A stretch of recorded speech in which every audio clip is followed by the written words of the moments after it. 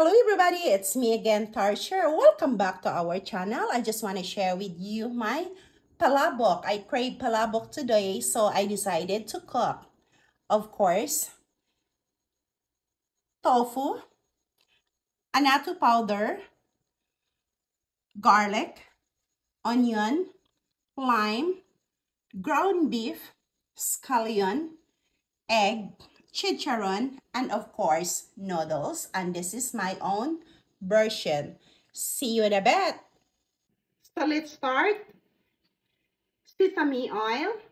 As you know, it's all sesame oil I'm using for cooking. Sibuyas, onions.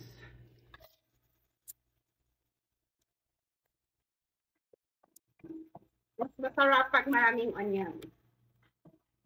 Diba?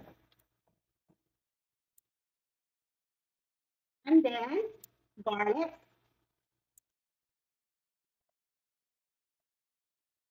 Pag maraming garlic, masarap din. Kailangan lang natin i-brown siya konti. Ada ground beef.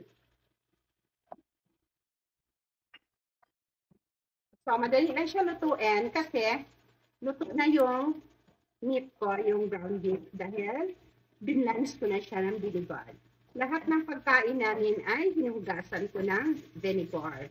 Pero ito, pagkain ko lang to, ang dami kong niluto. Palabok. My family doesn't eat this kind of food. Super bilis lang siya lutuin.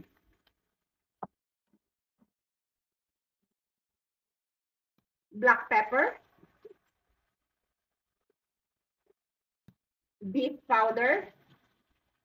Or beef broth. Kung anong meron kayo. I just add a sweaty powder. Mas masarap pag maraming sabaw, diba? So, I just add 2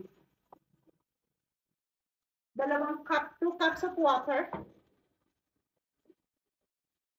Super dali lang siya. And then, I'll add tofu. Lagyan ko ng Knorr seasoning. Nasa sa inyo yun kung anong seasoning ang ilagay nyo. I just add 2 tablespoons. Super dali lang niya.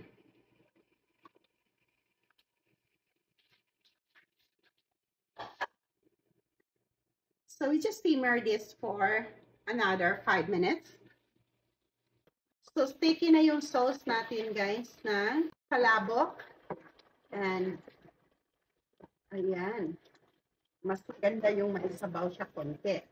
So ayan, ilagay na natin siya sa noodles. Ayan.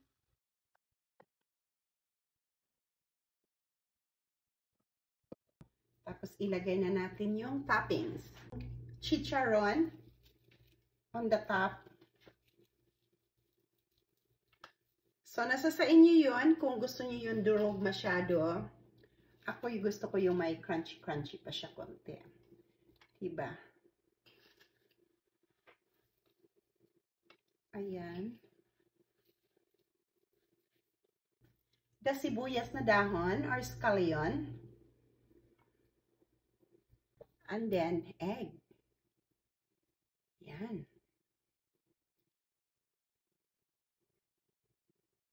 So, as I said,